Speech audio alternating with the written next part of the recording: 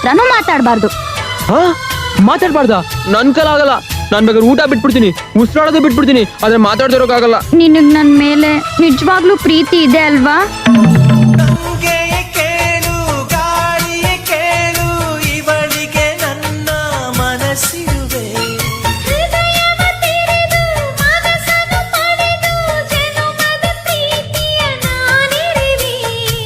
ಪ್ರೀತಿಯ ಊರ ನಾಯಕಿಯೇ, ಮುತ್ತಿನ ತೇರ ದೇವತೆ, ನನ್ನ ಉಸಿರಿನಲ್ಲಿ ನಿನ್ನ ಬಿಗಿದಿಡುವೆ, ಉಸಿರಿರೋವರೆಗೂ ನಾ ಪೂಜಿಸುವೆ.